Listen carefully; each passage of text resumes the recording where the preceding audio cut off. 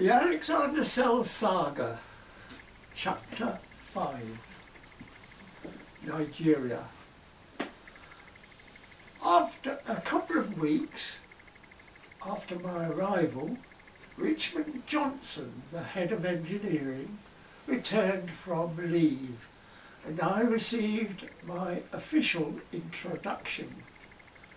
When I asked him what was my brief, he replied, "Everything that's corroding is your problem, and everything that will corrode will be your problem."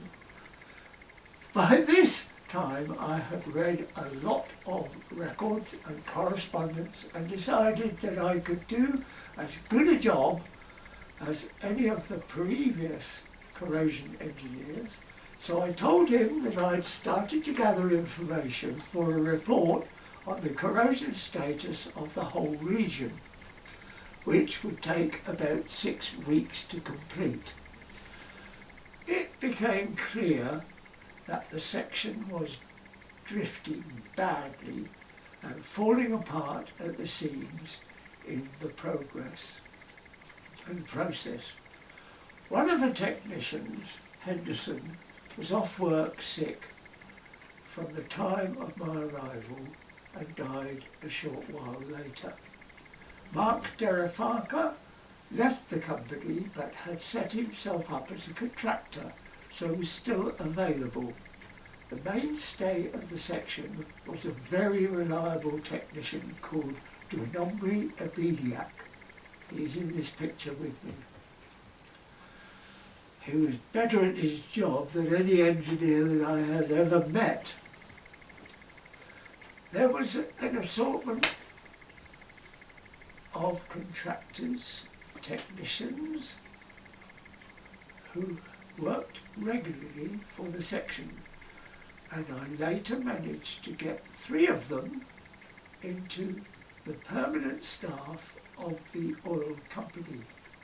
About 30 local contractors were offering their services, and a number of these turned out to be very good at their jobs.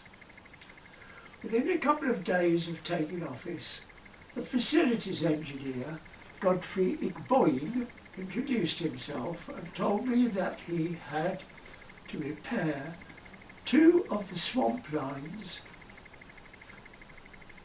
that had leaked 2 or 3 times since they had been installed and constructed only 6 months previously. He said, "You are the corrosion engineer, stop them corroding." I thought, little do you know, I wish I was back in North Wales screwing my neighbour's wife in the back of my van. But I said, "No problem, give me the drawings and I'll get on with it." I looked at the drawings and discussed the situation with Judnobri, who told me that the 2 swamp lines, Ekulama 14 and Ekulama 17, were connected to the cathodic protection system at Ekulama flow station, which was built on a platform in the swamp. These 2 flow lines were coated with a special thin film of epoxy compound that had been applied by the manufacturer NAPCO in the USA. The company had asked for a cutout of the damaged pipe to be sent to them for examination, and I was shown a length of 6-inch diameter steel pipe which was coated with a thin layer of black plastic material. It was a bit of a mystery, as this had been a thin layer of red plastic material when the pipeline was laid 6 months before. The coating had changed colour during 6 months in the swamp water.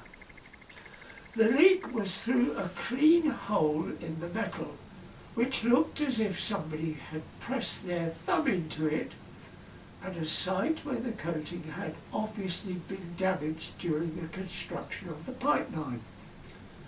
From my experience in chemistry and a bit of imagination, It looked as if the metal had simply dissolved.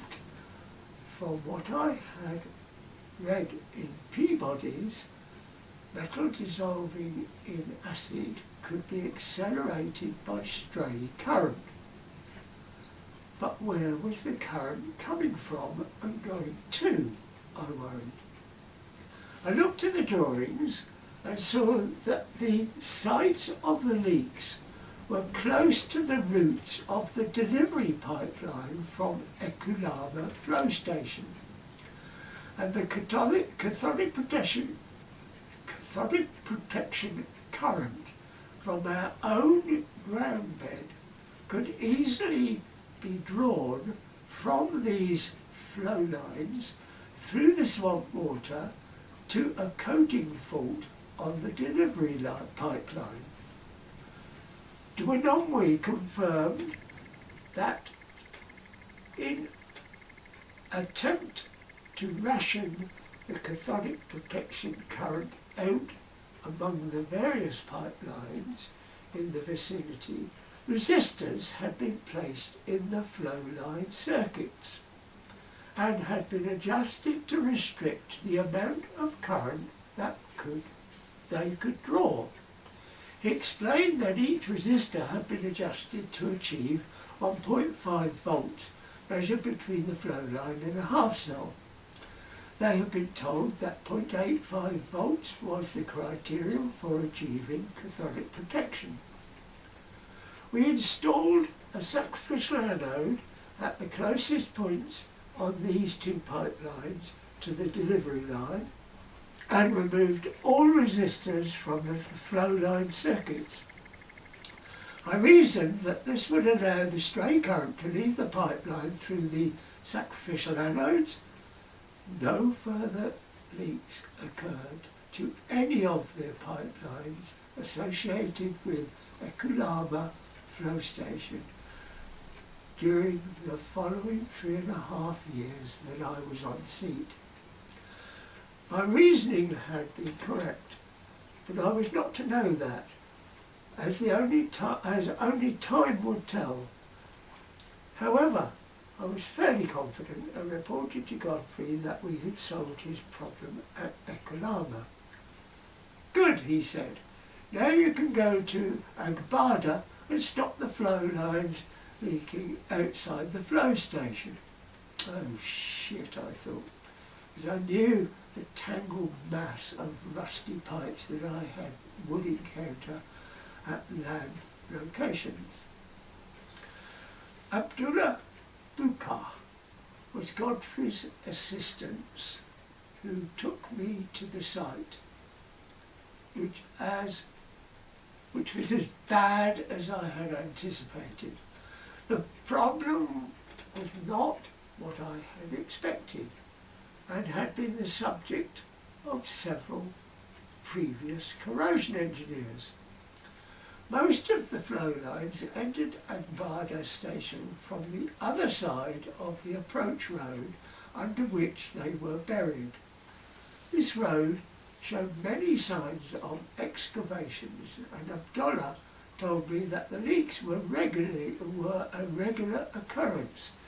He also said that my predecessor had installed sacrificial anodes, but that the leaks had continued.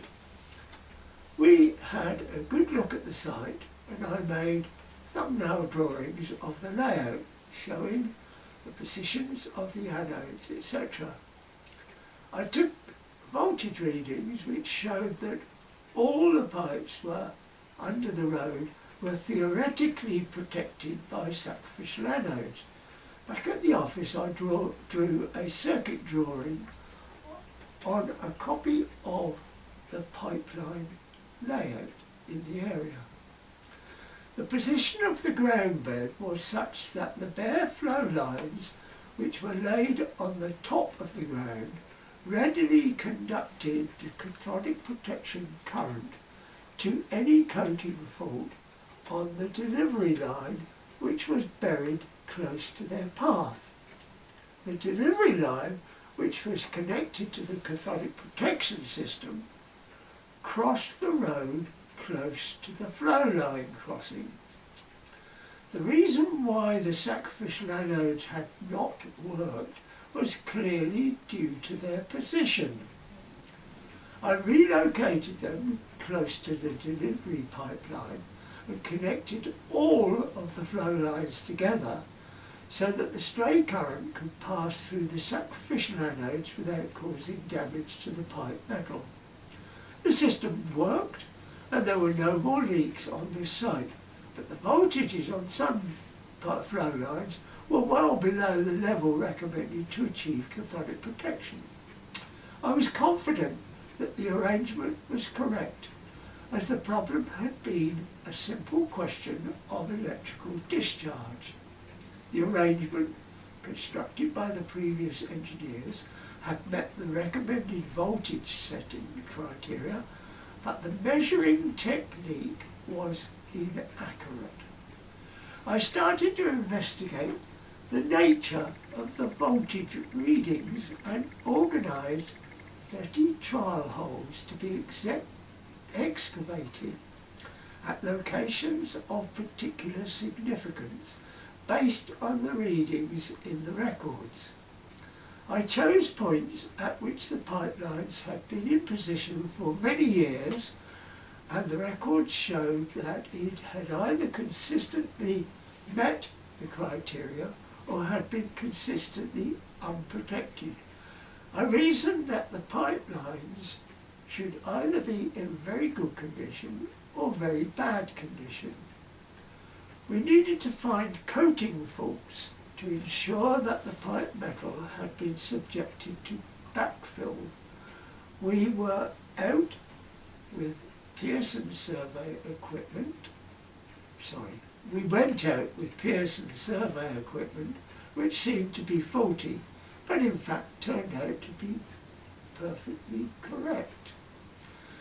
The location selected had been coated so poorly with bitumen that it had degenerated at each location to a paper-thin covering with so many holes it looked like black lace. The voltage readings at each of the locations showed nothing to indicate the condition of the pipe metal.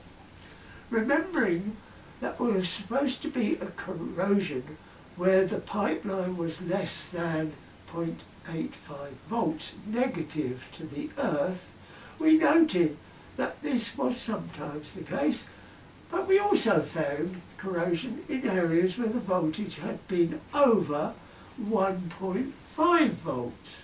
Well, we also found no corrosion on pipes that had been buried for over 10 years in a corrosive environment where the records showed consistent readings of less than 0.500 volts. I found that by removing the reference electrode, I could get a variety of readings, some of which would satisfy most criteria. At room 1P, I recorded readings from 0.500 millivolts to 2.8 volts without disconnecting the lead from the pipeline. I simply moved the electrode in the direction of the ground bed, which was over 400 metres from the pipeline. Since I had not changed the position of the connection of the pipeline or altered the cathodic protection adjustment, the only thing that had changed on that side of the meter to which the electrode was attached. But I had been assured that the electrode was used as a standard reference potential, and taking this meant to mean that it did not alter. The books and the experts said that the voltage on the meter was the pipeline potential compared to a potential of a standard reference electrode, which had a stable reaction and was internationally recognised value. I did not dispute this, but something was clearly wrong with the system. I found that I could go out to most locations and achieve a voltage that would satisfy the criterion by simply moving the electrode. The instructions for taking the measurement said that the electrode should be placed over the pipeline, but in some cases this was a ½ metre of cover, and others there were 3 metres. I discovered that if the coating was good, the presence of the pipeline made no difference whatsoever to the readings.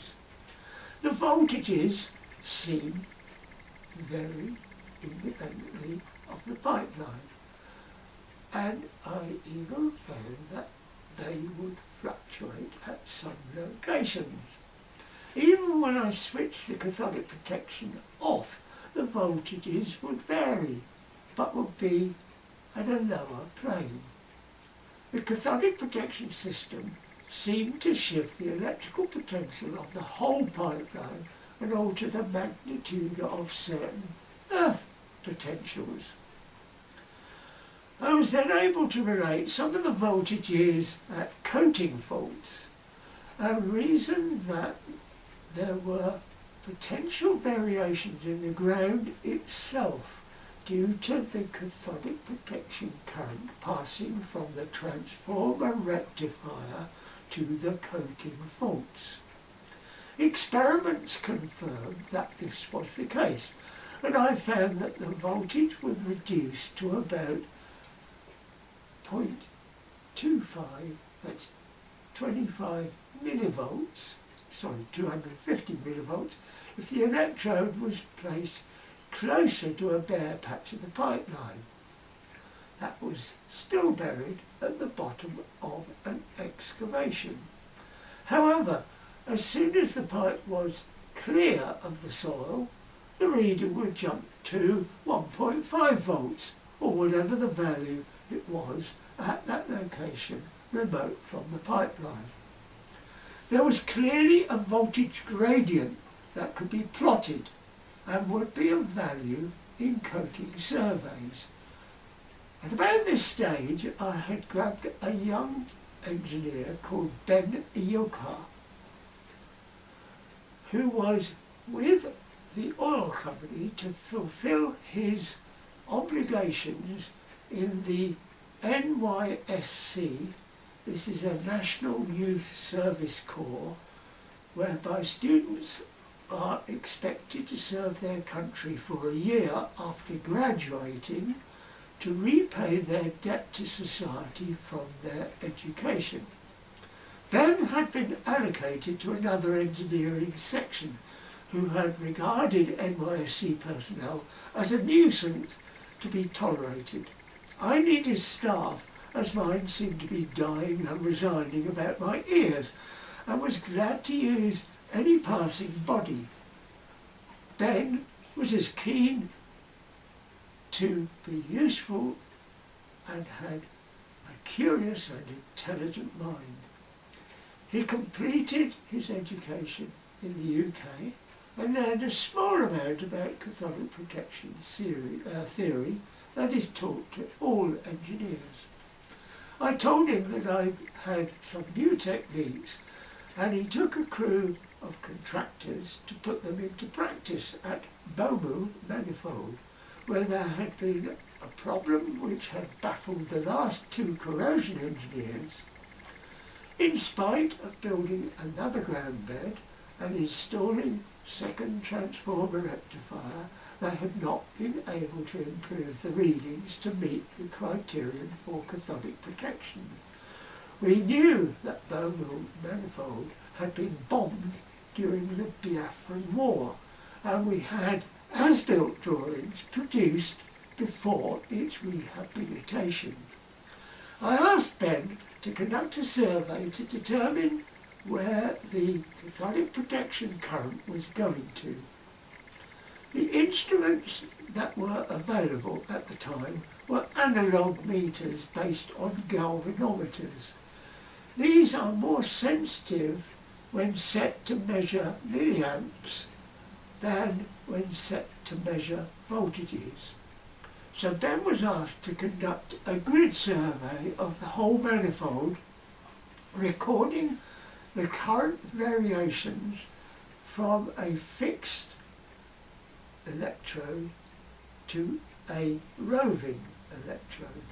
I reasoned that the measuring circuit would provide a path through which the different potentials of Earth could obtain equilibrium when the roving electrode was in contact.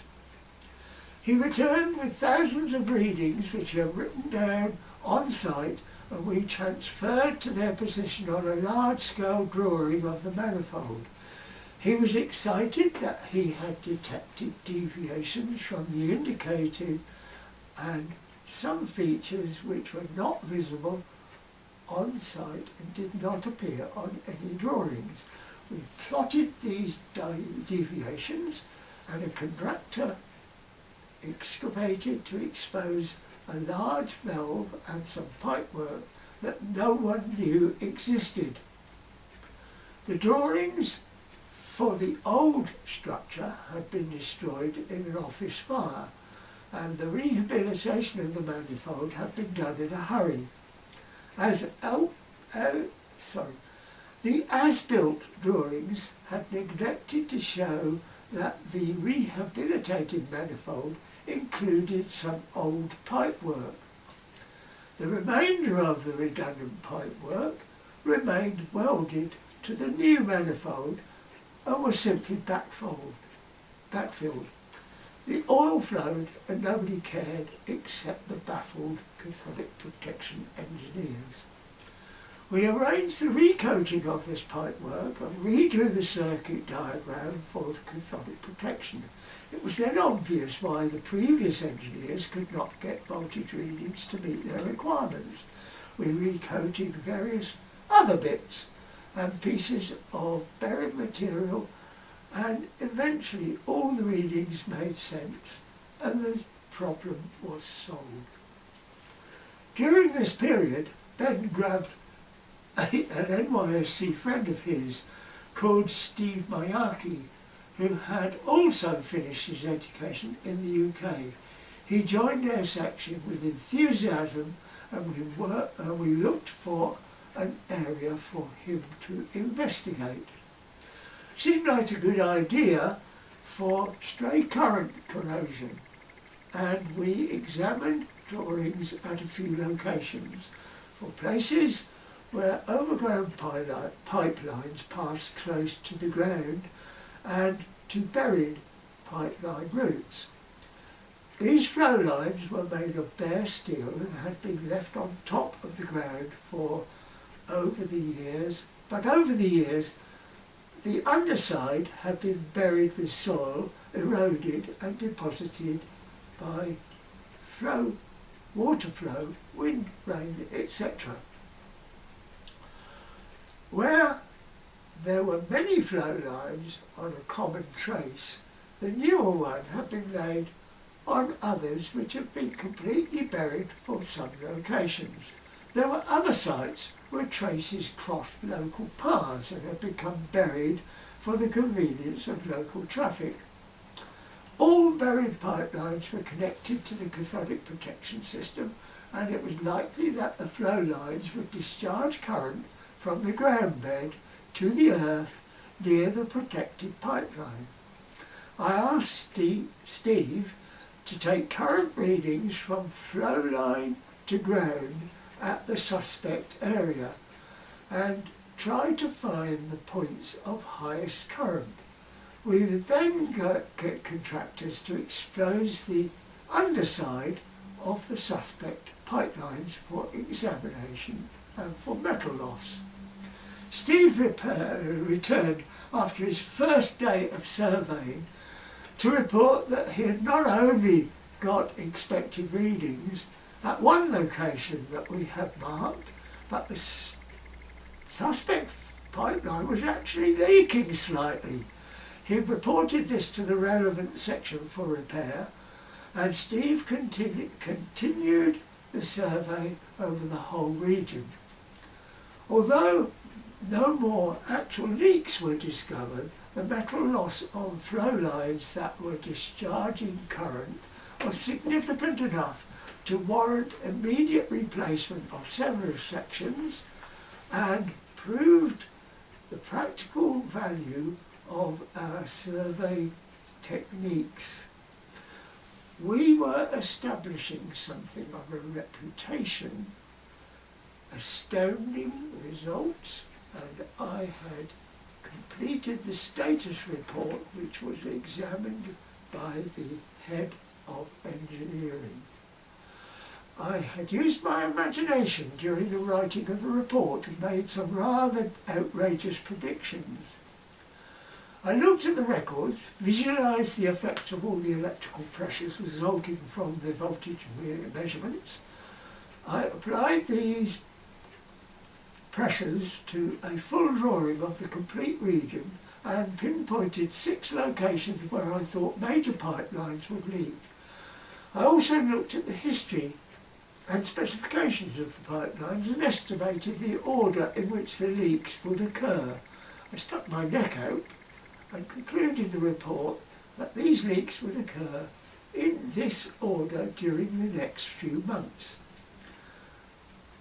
If remedial action was not taken immediately. When I arrived, all records were hidden in filing cabinets, and the staff did not seem to be working towards any particular goal. While I was compiling the status report, I drew graphs on the latest voltage readings and displayed these on the walls of the office using coloured mapping pins and black cotton to connect the values. I used black pins to mark the areas which were within the criteria and red pins for those that were unprotected. This looked very pretty and gave the impression that I knew what I was doing. When I submitted the report, I added 6 huge red pins at the locations that the configuration had indicated the leaks were most imminent.